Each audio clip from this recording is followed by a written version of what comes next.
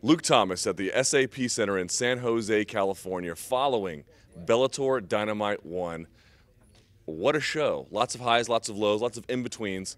And to help us understand it and break it all down is the man who was with me on press row all night, Dave Meltzer. Dave, thank you for your time. Oh, very welcome. All right, so Dave, I guess let's just start overall. The general impression you have of Bellator Dynamite 1 is what?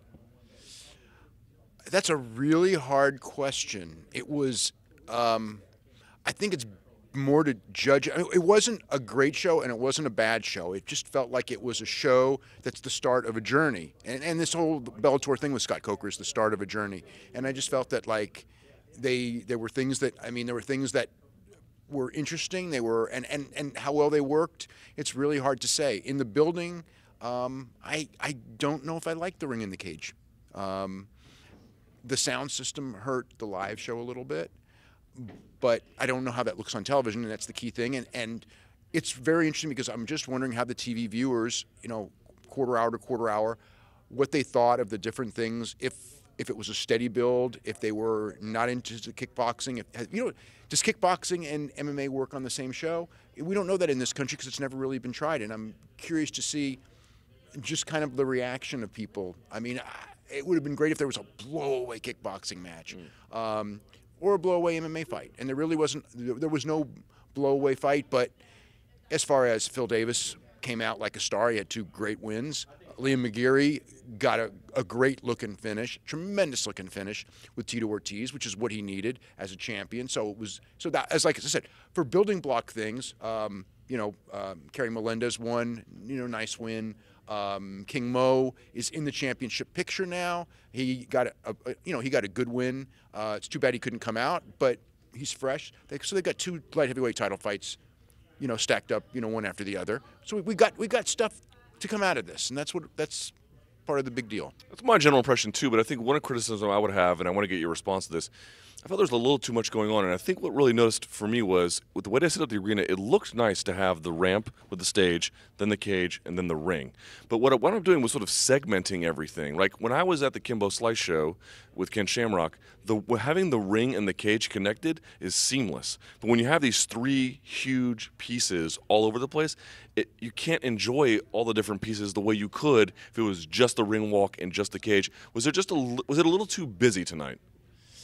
It's hard for me to say because I think that there were just for your own personal preferences, I guess is what I mean. Yeah, it didn't click in that way as far as but so much of that depends on the fights. Right. I mean, if there were really killer fights up and down, again, maybe the idea is a great idea, and it was just a normal show. They had a nice crowd. That was good. That was a good sign as far as building block. Bellator's never had a crowd this large. And they stayed for the post limbs. Did they? Yeah. Well, maybe that's a good sign too. Yeah. Yeah. So, but I don't want to be super negative. There's lots of good things to get to, and we'll get to all of them in just a second. I think the good takeaway I can have from a general perspective is that, okay, some things work, some things didn't. Like you said, you can make fights. Maybe they work, maybe they don't. But you can definitely see the building blocks. The Dynamite franchise, I don't know if that means kickboxing or not, but it can work. If they can iterate and smooth it out and take away things that don't and add things that do, this is a franchise that makes sense, right? Well, I mean, as far as like the idea of a company having one giant show a year that every year, I think that's a great idea. And I think that this was a good start, and the production's there. And I mean, that's the one thing. As far as Bellator, when you watch it, it doesn't look like UFC. We've talked about this before, and that's a positive. You don't want to be, and it's got that really good production because they're not going to beat UFC when it comes to fighter quality. Not at this point. I mean, they can hope that certain people, when their contracts are up, they can bid and get higher, more quality fighters coming in.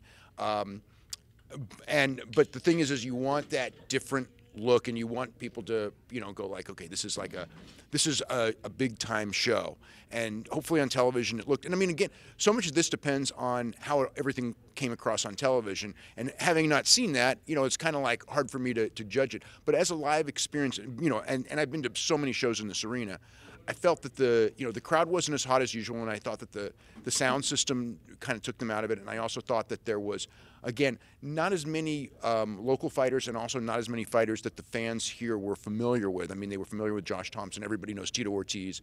But usually at a San Jose show, there's 5-6 people up and down the show that either have local ties or are big stars that people know, and we really didn't have that. It was almost more like the event was really big, and of course you had Tito Ortiz and you had the idea of the tournament, and that's what the selling points were, and they sold a lot of tickets, so it was successful. But it wasn't like the people came here focused on, I can't wait to see this grudge match, I can't wait to see this fight, and or, oh man, I know this and this guy on the show. So it was a very different vibe for a San Jose show compared to almost every show I've been to. I mean, there were 1 or 2 UFC shows that were not as successful when they didn't have a lot of local fighters, but generally with Scott Coker's shows, it's lots, the whole vibe of why Strikeforce worked here was because they had so many guys from AKA and San Francisco Bay Area and just Northern California that were on the show, and the fans kind of gravitated towards them, and it was always like Northern California versus the world. I mean, Scott did that even in the kickboxing days, where you would have a lot of local fighters and you'd bring guys in from all over the world to fight them,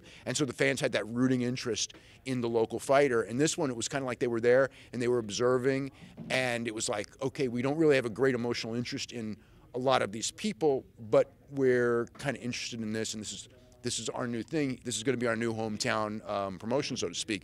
But this is the first show of it, as opposed to something that's been here for 4 straight years, and we know all the fighters. Let's talk about some of the results here. Tito Ortiz losing to Liam McGeary, first-round submission.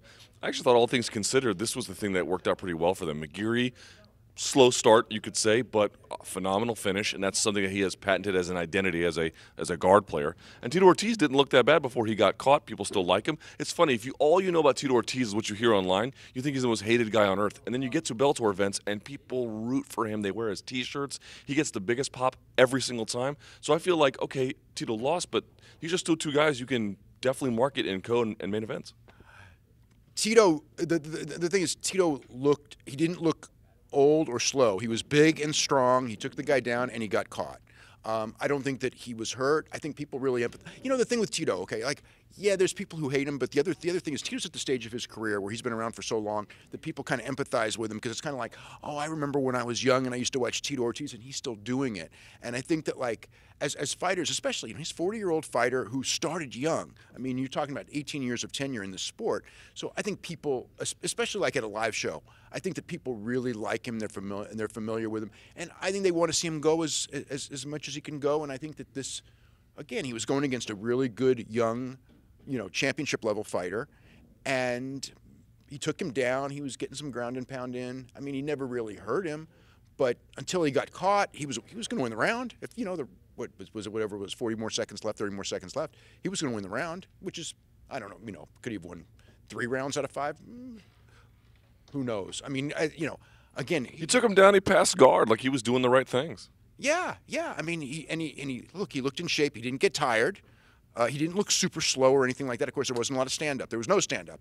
So, but yeah, I don't think he was embarrassed or anything like that. And people will always want to see Tito on television, as long as he's not hurt and he's just, as long as he can be competitive. So he wasn't hurt. McGeary was made a star. I think that as far as that goes, like I said, this was a good building block show.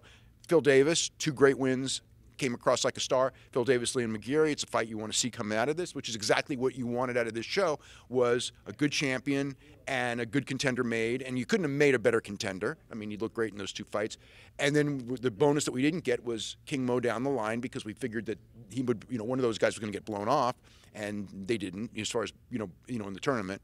And, Josh Thomson got a nice win, so he's in, again, in the mix with Brooks and Michael Chandler and some of the other guys that are lightweight. So we've got a couple of good fights to look forward to there.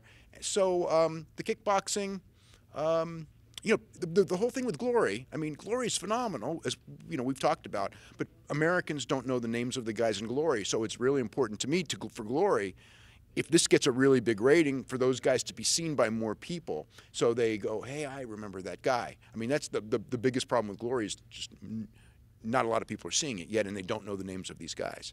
So again, for me, the tournament, it was started off nicely, was headed towards disaster. Phil Davis saved it, and I think that is a key component of this whole show. The kickboxing, everyone online was saying, well, not everyone, but some people online were saying, well, this proves that you shouldn't mix kickboxing and MMA. I've been to half a dozen Glory shows. If this one had been like those, they would never be saying that. So I think it's very conditional on how the fights went. But I guess I'm wondering about some of the other results on the card as well. Carrie Ann Taylor-Melendez, she looked fine on here, nothing particularly amazing or not. Very skilled fighter, though. Skilled fighter. And you made a point to me on press row saying, look, they had to get her on the TV because they wanted to show her to everyone, even if she wasn't up to the par. Did they get what they wanted out of that?